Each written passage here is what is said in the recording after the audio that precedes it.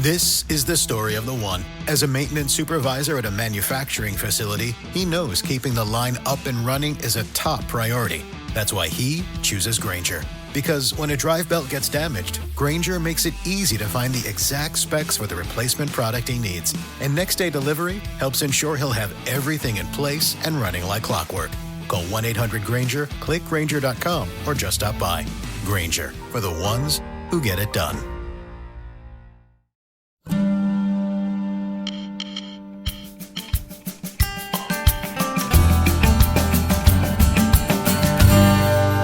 Hey, welcome back to Big Little Lessons. I'm Jenny, and I'm here with my teaching partner, Christine. Today, we're going to talk about mindfulness. Oh, Jenny. Hello. I'm super excited about this episode. So in our classrooms, in our kindergarten classrooms, a big part of our curriculum is teaching children strategies. But we don't call them strategies, we call them tools. And tools that we keep in our toolbox. And the tools help them regulate their bodies and their emotions. Spirits. Well, before we get started with this whole practice of mindfulness, do you remember years ago when our school adopted the mindfulness program? And I was very skeptical. I thought, we already have so many things going on, and now we're going to bring in this practice. And I felt like it was just too much. And we had a whole day workshop on mindfulness. And I'm like, I'm tired of breathing and trying to focus on something. I just didn't get it. I remember. And we had a big, long discussion at school. And finally, it was you who convinced me the most. You looked at me and you're like, Jenny, it's a tool for the toolbox. And I'm like, okay, let's give it a go. And so now I can say, for anyone who may be skeptical about mindfulness, I've seen it work. And so now I'm excited to talk about this because I know firsthand it really works with young children and adults. Yeah, so we've been using it for quite a while in our classroom, and it's kind of evolved. But today, what I'm even more excited about is that we're joined by a colleague who has devoted her practice of teaching to the teaching of mindfulness. Okay, we're going to slow down. We're going to take a breath and talk about mindfulness for kids and grown-ups. So let's talk about our guest today, the one and only Catherine Siphron. Yay! Hey, Catherine. Catherine Siphron is a certified mindfulness instructor who brings the transformative power of meditation to our school. She completed her certification through the UCLA Mindfulness Awareness Research Center and studied under Susan Geiser Greenland at Inner Kids. Over 2 decades ago, she started her career, ultimately moving from elementary to high school. There, she created a groundbreaking elective for teens, The Science of Mindfulness. She also has a mindfulness book for Audible Originals Press Pause, a young person's guide to managing life's challenges, which supports youth through difficulties by coupling scientific research with mindfulness meditation. To learn more about Catherine Siphron, you can go to her website for simpler ways to infuse mindfulness into your daily life, and also visit her on Instagram, which we'll post in the show notes. So welcome, Catherine. Hi, I'm so happy to be here. So we'd always like to begin with our guest to share with us, do you have a favorite childhood school memory? It's so funny. When I think of favorite, I think of first. And the first one I have is I remember my preschool teacher when I was waiting to be picked up, and she had these beautiful gold hoop earrings, and I would tug on them. And when I went back to the school years later and ended up subbing in the preschool, she told me that story, and I totally remembered those hoop earrings, and I felt very badly. But looking back, that's kind of a mindfulness moment because I focused on something in the moment, and they were beautiful, and I felt what they felt like, and it made me feel connected to her. She wasn't worried about you pulling too hard on her? I was gentle because I think they were delicate, beautiful hoops, and she was nice to let me do that. But that's my first official memory at school. I love that. You were noticing and you were fascinated, and she let you, and it was a moment. I love that she remembered as well, because we get so attached as teachers to our students. And so that she remembered, it wasn't just your memory, but also it was hers as well. So that's I cool. thought it was sweet. Very good. So Catherine, you wear many hats. In fact, you're an English teacher, a writing instructor, a mindfulness coach. What led you to integrate mindfulness into your teaching practice? So thinking about middle school and high school, I was a really anxious teen. I went to a private school. I put a lot of pressure on myself, and I had so much test anxiety. And when I started teaching high school, I saw that anxiety in my students, and it was pretty pervasive. And the more years I teach it, the more I see it show up in different facets of their lives. And so I just kept thinking, mindfulness has really helped me as an adult. What would happen if we introduced it to students when they were younger so they could integrate it and they wouldn't end up being 25 years old or 30 years old and finding this practice? What if they were able to use it in all the years that led up to that? So did you start in your classroom, or did you just come up with this idea to teach mindfulness? That's a really good question. I started by doing morning sits for faculty and staff, and we did that for quite a number of years, and that was really successful. And then I kept advocating to get a class, and the school where I teach was really, really supportive, and they let me do that, and we got UC approval for the course, and then it kind of took off from there. So how many years have you been teaching the mindfulness at the school? That's a really good question. I think it's probably almost 10 years. Yeah. It might be a little longer, but I think it's around 10. And the students are in high school, what ages? They're 10 through 12th graders. That's great. How has your own understanding or practice of mindfulness evolved over time? And before you answer that, let's back up. What is the difference between mindfulness and meditation? We weren't sure. Do you have an answer for that? So mindfulness is a particular type of meditation that comes from the Vipassana tradition. And that's how I was trained at UCLA. Okay. And meditation is kind of a bigger bucket that encapsulates transcendental meditation, other types of meditation. Okay. So mindfulness is a particular secular form of meditation that made its way to the United States. And so that's what mindfulness is. I typically use those terms interchangeably, but a purist might say that they're not the same thing. Okay. That really clarifies it. I mean, that really helps me a lot. Yeah. I felt like they were interchangeable also, but that makes so much sense that meditation would be the bigger umbrella, right? Mindfulness is underneath it or in it, maybe. I mean, in my mind. Yeah.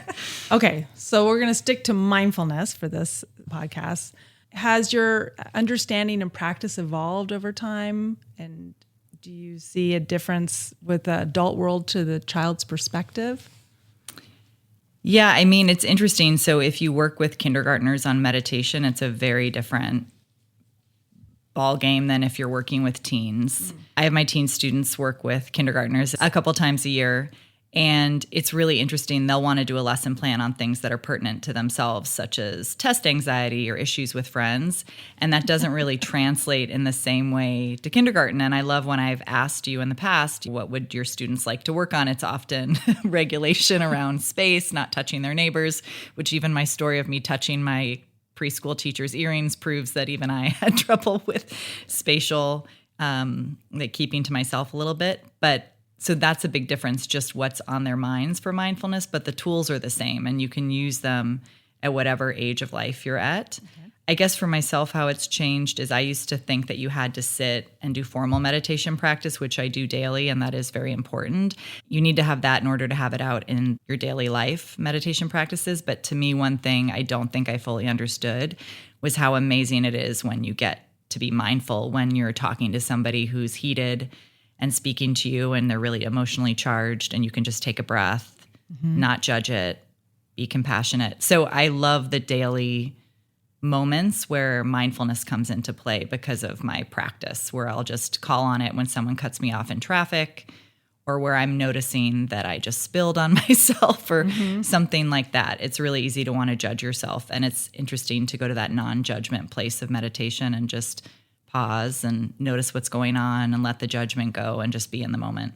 I think that is really cool to have an intentional time to practice and then incorporate it throughout the day. So thank you. I love that. And thinking about the different ways that different ages respond to mindfulness is one of my favorite things is when the big kids come down to teach the little kids mindfulness. And it's hilarious because like what you said, older kids have no idea even where to start. So it's so simple, right?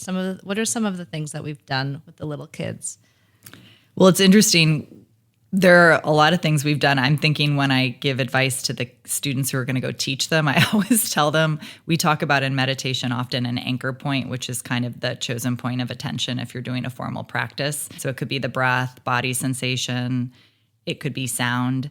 And so I always tell them, use the kindergartners as your anchor because they're going to pull you all different directions. Yes, they are. And you're going to have to watch them, and they have no filter, and they themselves are mindful. Actually, pets and young children are great teachers because they don't know any other mode of being. So they're actually very much in the present, which can be challenging when they don't do what you want them to. But some of the things I think we've done that have been really fun is they usually teach a book that has some sort of mindfulness theme.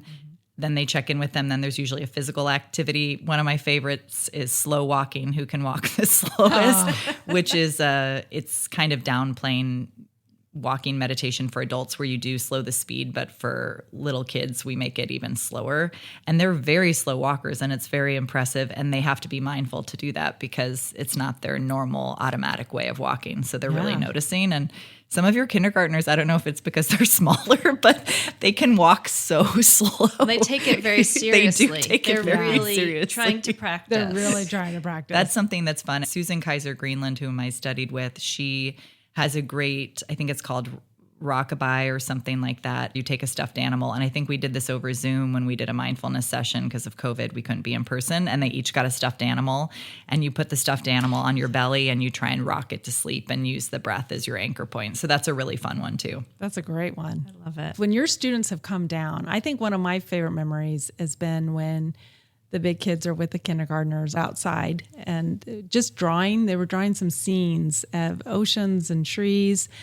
And I don't know if it was the chemistry of the group or the setting, it just worked. And everybody was in a Zen moment and just coloring and talking side by side. And I think it because often kindergartners can be they can get really silly with the big kids, or they can get very shy. But they were just kind of chatting quietly side by side. And I thought that was so lovely. And they all had something to do. So it wasn't this forced, look me in the eye kind of conversation. It was very authentic. If you had something to say, could kind of on the side. And I like that a lot. I know that our students, when your students leave, they always ask, when are they coming back? And I think we've done it like 3 times a year, basically, right? Sort of not right at the beginning, like mid-year, and then middle, and then end.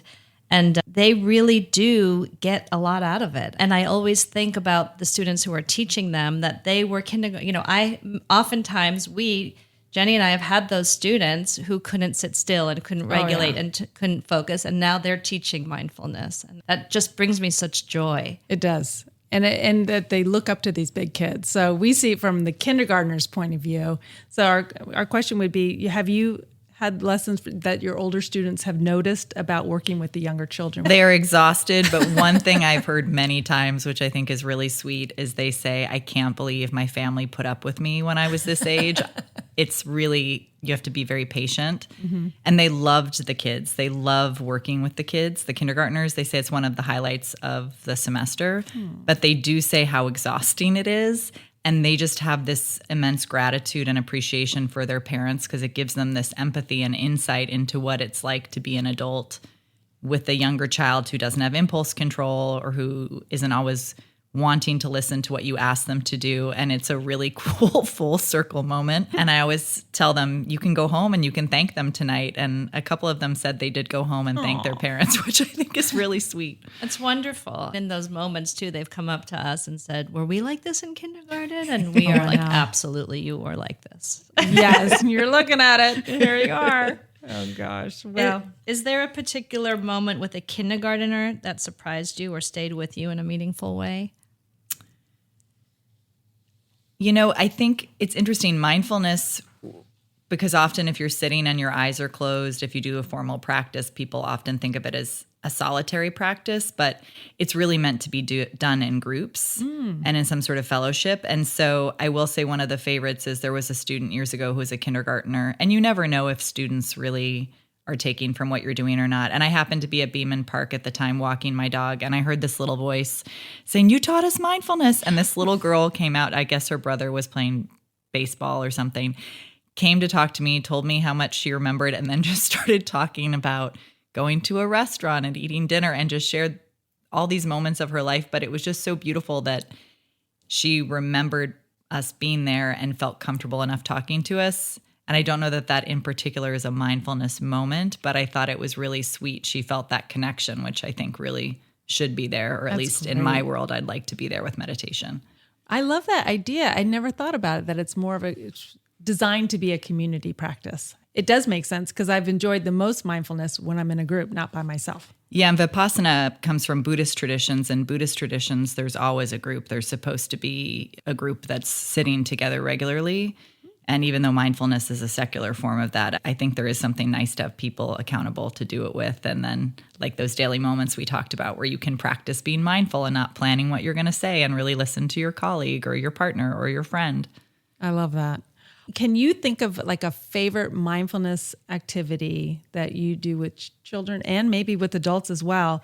Could you walk us through one? Like, how do you like to kind of prepare for a mindfulness session? One that maybe, since the school year is going to be starting, one that you like to start with that kind of, I don't know, get it started. That's an interesting one. So I mentioned earlier the anchor points. The main ones with mindfulness practice are anchors like the breath, sound, and body sensation in a particular part of the body. But breath can be really triggering for some kids, particularly if they have anxiety, because the breath is automatic. And if you try and control it, or if you even hear breath, you might try and control it and then you disrupt that. So the breath is something interesting to play with. But one of my favorite meditation tools is not the breath, because I don't typically like to start there, is the feet. If you just, and you can do it right now. So if you're sitting, driving, whatever you're doing, you can just notice your feet. Again, do this safely if you are driving. Yes. And just notice the weight of your feet, maybe how your shoes feel, maybe if there's temperature, sensations in your feet. You might notice that your thoughts are going, seeing if you can let the thoughts go just for now and return to the sensations of the feet, really letting the feet feel just as they are, meeting them just as you are, and just really sensing into how do the feet feel in this moment, noticing the ground beneath you, just really attuning to the feet. That's really cool. I mean, I'm learning so much today because I always started with the breath. I'm like, okay, so start with something other than breath. And I love the idea of feet because you're grounding them and it's centering yourself. Yeah, right? I like that, especially for teens doing presentations, or even if you mentioned going back to school, it can be really scary to go into a new classroom. Mm-hmm. So even as you're taking a few steps into the classroom, you can just notice your feet as you enter the classroom. You can notice your feet when you're sitting down. You can notice your feet when you go to get your lunch. And I don't think breath is I don't want to call it a bad, good place to begin, but sometimes it's just triggering for people. That's why I love the rocking the stuffed animal to sleep, because it kind of takes the focus away from the breath. So you're not trying to control it. But breath is also a great anchor because to me, so much of mindfulness is letting go of control. We think we have so much control, and it's really just letting life happen and meeting it where it is, where you are, and knowing that no matter what, you can figure out a way through. Well, breath, for the students who can access it, it works so beautifully. Mm-hmm. So I think that's such an interesting idea because you want the kids who can't sit still to breathe and stop, and they cannot. So I'm definitely going to try to notice your feet. I know. I like that idea too. Let me ask about the breath thing when it's appropriate. Do you find like kind of a leading inhale and then holding and then exhaling together as a group is helpful so that people aren't doing shallow breaths, but rather a deep breath? That's what I've been doing in the past. Is that a good thing to do or is it not? I'm not even sure now. So in meditation, I always try not to say good, bad, because one of the things we're trying to get away from is judging, but it's really harsh to leave that because so much of our society and our survival skills are based on, is this safe? Is this not safe? Mm-hmm. But it is, I guess, what it is. And I think the breath can be really useful. I just wanted to get back. You talked about kids who were overactive or maybe overstimulated. One thing that's really useful is if they sit against a wall and meditate, the chair or whatever, if they're sitting, the sensory input of their back, that can help with everything else. So that's just an interesting note. And I will say breath, I think, is great. You can do timed breath. I love it. I think you do the smell the rose, blow out the candle. Yeah. I think that's amazing. Yeah. But you can also, I love having them put one hand on their chest and one hand on their belly, and they could lie down. They could use stuffed animals, and they can just notice the breath and soften the body, really let themselves breathe. If they try and control it, see what happens if they just soften. Okay. If there's tightness in the chest, what happens if you just soften, make space for what's there. And one thing I love to do with the breath is to notice the space between when you exhale and when you're done inhaling. That's a really interesting place to notice. And then another thing I like to do with high school students in particular, I check in with them at the beginning of class and kind of see where their mood is. And that helps me decide. I always stick to what I'm planning, but it helps me shift my meditations, guided meditations a little bit to meet their needs better if it needs to be shifted. And so one thing we'll do often is just breathe in whatever quality you want to have in this moment. Maybe it's calm or peace or health or ease. And as you exhale, just seeing if you can invite yourself to let go of whatever it is that might be getting in the way of that, or maybe has been challenging or something that's been heavy to carry. And just imagine yourself breathing it out and imagining it just melting into the earth beneath you and releasing it and letting it go. I love it. These are such great ideas. Thank you so much for all these good things. I got a lot of these from these are not original ideas. I have to give credit to That's them. what good teachers do, right? That's what teachers share ideas, because why not? We're all striving for the same thing. Given us a lot of ideas, but what's a small mindfulness practice that a teacher or a parent, like, what would you say? Try this at home for people that don't have training. There's a really fun one. I got this idea. One teacher had said, do something you already do and just do it longer and do it mindfully. So you could really do this with anything. If you're already going to wash the dishes, you could still wash the dishes. It might take you longer if you're really mindfully washing the dishes, because you might not. But another fun one is to try and eat with your non-dominant hand, or to brush your teeth with the non-dominant hand. That's actually one of my favorites, is to brush your teeth with the non-dominant hand. It's just really interesting. And at least when I do it, I'm always surprised by how many teeth I have and how much space there is. That reminds me, when my daughter Lindsay was taking the SAT, this is quite a while ago, but she was so nervous, so anxious. And one of the things someone had told her to do is to brush her teeth with her non-dominant hand. I think just to kind of get her out of her head. Like, she was just, like, her hands were freezing cold. She was doing a little shallow breathing. She was really stressed out. And that really helped her. And chewing mint gum. I don't know if that, or sipping mint tea, mint somehow to help you kind of get out of your head for a minute. You kind of smelling something pleasant. But yeah, I just remembered that. She brushed her teeth with her left hand instead of her right. Yeah, anything to snap us out of our automatic habits to really be in the moment, because the research shows, unless you're really mindful, is often we're not mindful. Oh, and that'll do it, the non-dominant hand. Right? I think getting back to your point of having intentional practice to build that muscle memory, so that when we have those quick decisions that we have to make, we all have that, right? We always laugh at telling kindergartners, hurry up and slow down. It's like, you're like, how do we do this? To have those little tricks to kind of help you get in that mindful spirit. It's so helpful. All right. There are still students who perhaps resist mindfulness, or find it boring. Or weird. Not for me. Yeah. In kindergarten, we're really lucky because they're open. They can't always settle, but they're willing to try. Yes. So we're very lucky. But I imagine as they grow older, I love that some of the students that we taught end up in your mindfulness class. I think that's so special. What do you do when an older child is like, well, they're in your class, but are they just not into it ever? So in my classes, especially if students are anxious about a test, or there's periods where students are really, it's just intense, whether it's the world or just their class, you can just tell they have a lot of weight on their shoulders. And so sometimes I'll infuse mindfulness into my regular classes, whether it's finance or English, or I just try and incorporate it. But Susan Kaiser Greenland taught us to do stealth mindfulness as an option. And so I think sometimes we don't need to label it mindfulness, because it's kind of like if someone tells you to take your vitamins and you're a kid and you may say like vitamins, there's just a tone or some sort of charge that gets attached to the word.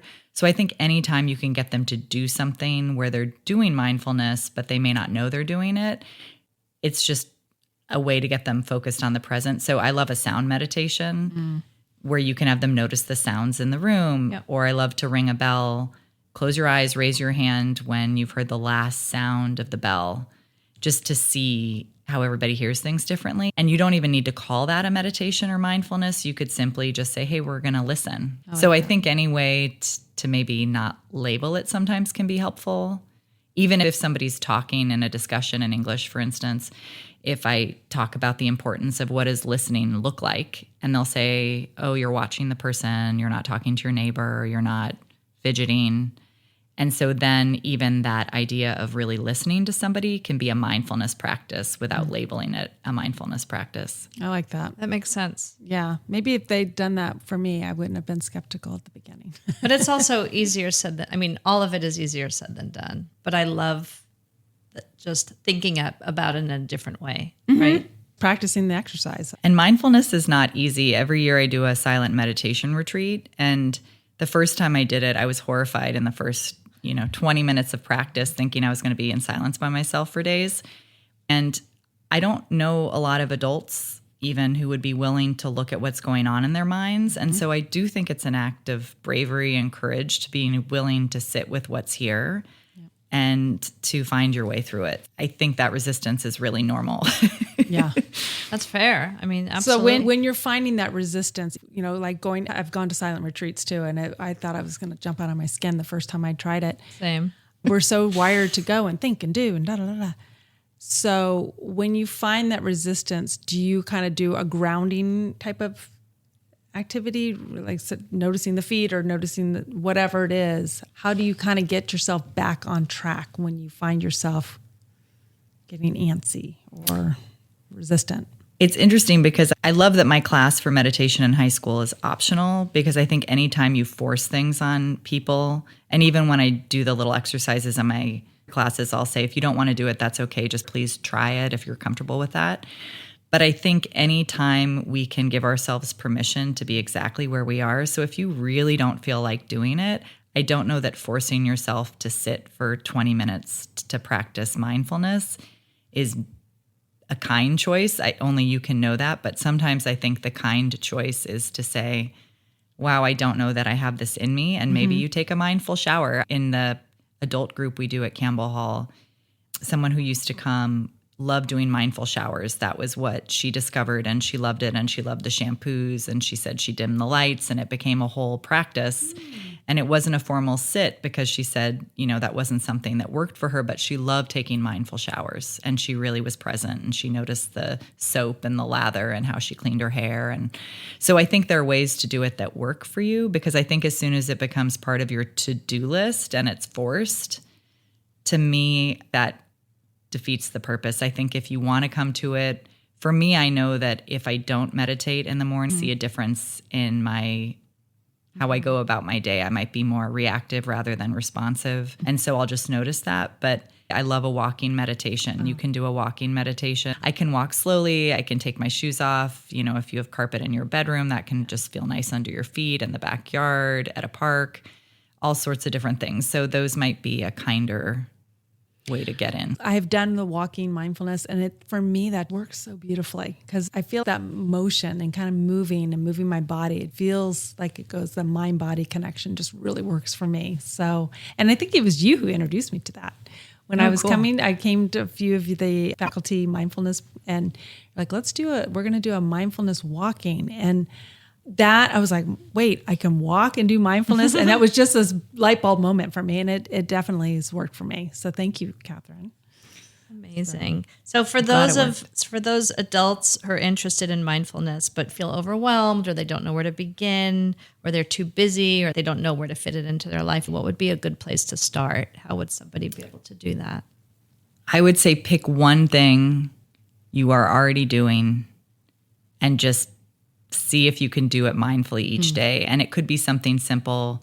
Every time you start the car, you're going to take a breath. Or every time you open the front door, you're going to notice yourself opening the front door and really be there as you're doing it. It could be something as simple as that, because I think if you try and do too much too soon, it might feel like a lot. So what happens if you pick something simple and just see what happens if every day you do it? And it can be as simple as, I know gratitude isn't a straight up mindfulness practice, but even if it's noticing something in the morning before you get out of bed you're grateful for in that moment, noticing how that feels in your body, that's a type of mindfulness practice. Or you could even make it as simple as, every time I get out of bed, I notice my feet on the floor before I even start moving.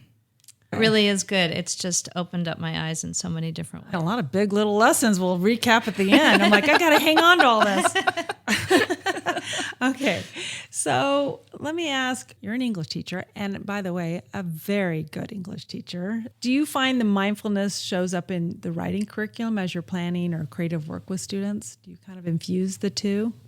I think it can help with that non-judgment piece because I think especially if students have an assignment that seems cumbersome or they need to talk in front of their peers or there's a grade involved and they feel somehow they're being evaluated, that non-judgment piece of mindfulness where we're in the moment, choosing to focus on a particular anchor and letting go of judgment, I think that is so, so helpful. Right now I'm working with students on college applications, and so quite a few students have anxiety around it, as I understand, and they want to know, well, how should it look and what should the format be and should I be done with this already? And I keep trying to reiterate, even though I know it's a stressful experience applying to college, it feels very vulnerable. There's a lot of unknowns. You can find a way to get excited about sharing your story. And I can help you cut down the words later and let's just see what shape it takes. And then we can go back and change it. Getting that content down is, you can edit. Editing is, you can't edit a blank page. But That's true. But it's an act of bravery to begin, especially when you're telling your story. So I find writing can feel vulnerable, and even being a student can feel vulnerable. Because I think sometimes if you've been teaching a long time, it can be easy to forget what that feels like to be a student. And there is a vulnerability to that. Absolutely. Well, I'm a big proponent of, I think teachers should always be learning something new because then you remember what it's like to be a student. And Yeah. so would you agree? Yes, classes, as you know. I know you do. Yeah. Coming alongside, you really get where students are coming from. Yeah, there's a deep empathy there, which I think mindfulness at its best is supposed to also help us cultivate this deep empathy for others. Yes. I love that. Well, your students are so lucky to have you, for sure. Absolutely. All right, Christine. Are we ready for a lightning round? Sure. What's your favorite sound in a classroom? I love the white noise of the air conditioning when it's on.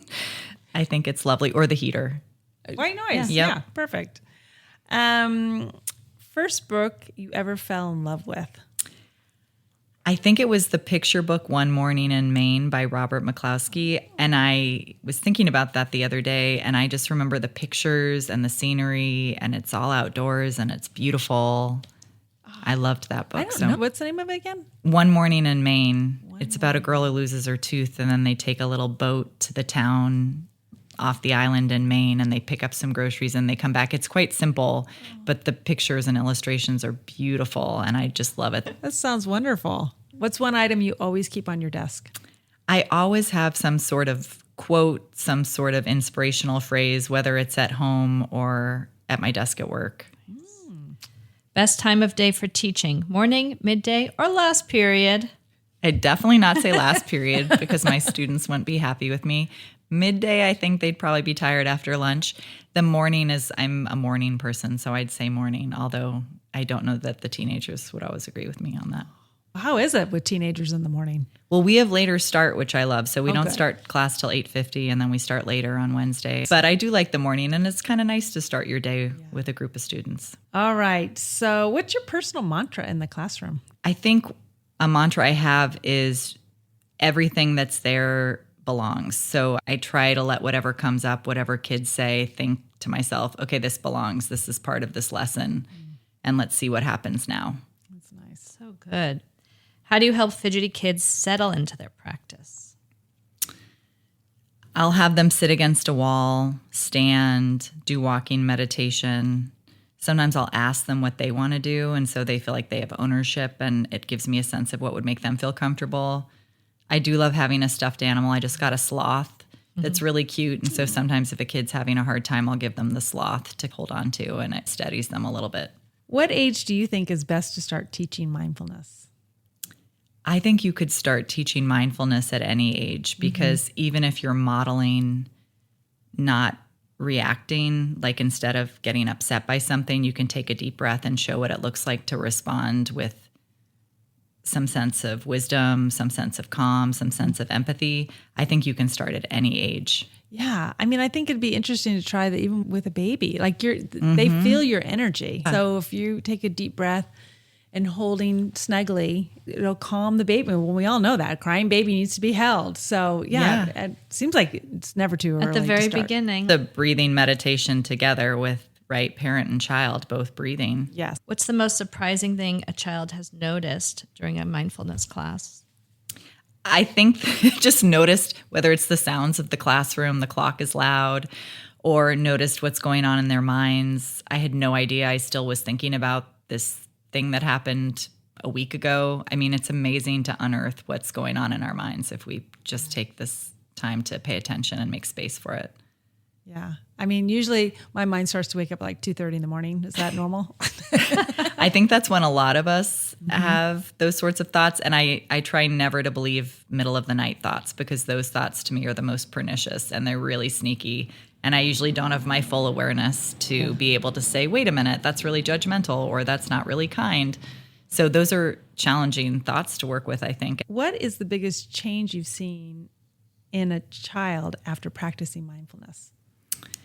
Every day we do meditation practice, and it's amazing the energy that comes into the room is not the energy that leaves the room. Whether you're leading adults, younger kids, high schoolers, you can see it's kind of a collective sigh. There's this tension that just gets released.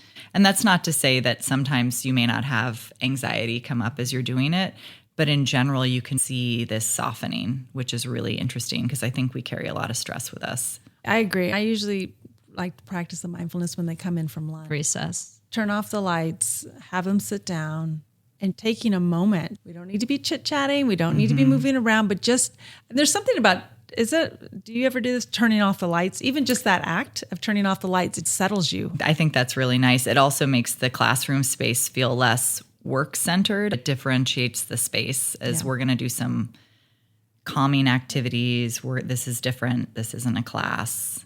Even if it is a class, just letting them know this is a different sort of class. This is a different sort of mental training that we're doing. I tell my students also, it's for you. This is for you. And they have buy-in to that. So Yeah. Can you finish this sentence? Mindfulness is Peace. beautiful. My goodness. So let me ask you, what's one big little lesson you've learned from practicing mindfulness with students, no matter their age? I think I've learned just how hard we are as humans on one another and on ourselves.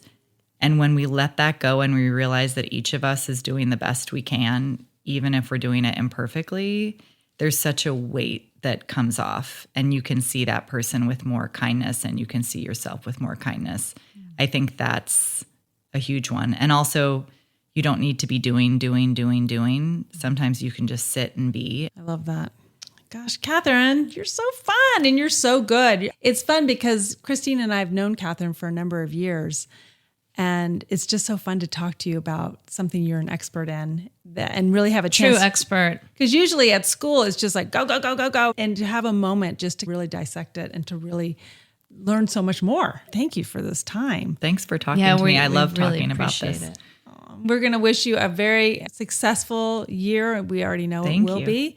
And we can't wait to see your students with our students. Oh, that's going to be really fun. It's always fun. I don't know if it's semester 1 or semester 2, but you'll have to tell us your objectives. I'm imagining they'll be similar to last. Find ways to calm these kindergartners down. Don't touch your neighbors. Personal space. Personal space. Personal and space. how to be kind to one another. But thank you so much. And we'll do this again. That would be great. Thank you so much. And so now, Christine, what's our big little lesson? What did we take away from? Away so many things. First of all, the practice, Catherine reminded me of the importance of finding ways to practice mindfulness because we're never too busy and it's something that helps, right? I think for the littlest kids, the biggest little lesson, understanding that mindfulness comes in all shapes and sizes, right? So we don't have to label it, like what Catherine said. I thought that was so important. We don't have to label mindfulness. We can find ways to practice it no matter where we are and no matter who we're with. Yeah. I think my big takeaway from all the things, I mean, there's so many excellent ideas and thoughts behind it. But for me, I would say just doing a little bit goes a long way. So whether it's, I know for me, exercise is a big part of my life, but sometimes, you know what, I don't want to move. But I think, well, I could do a 10-minute walk because a little bit is better than no walk or no exercise. So for me today, I'm taking away a little bit every single day will help increase my mindfulness ability. And so start with something, one thing. I'm really appreciative of that. And on one other thing I was thinking of while you were talking was just that there's no one form that fits our students. So, when Catherine was speaking of the anchor and using your feet, that really spoke to me because we're like, okay, children, now we're going to learn how to breathe. And that might not be right for everybody, even though it's a tool that we use. Just being aware of how it might not work for a student and how we can adjust. Exactly. So now we've got more tools for our mindfulness. So, well, listeners, whether it's a quiet breath or a walk in silence after a big day, so mindfulness isn't about getting it perfect. That's what we learned today. It's about noticing, right? So thank you so much for pausing with us and being with us today. Until next time, stay curious, stay kind, and take a breath. I also feel like I need to say namaste.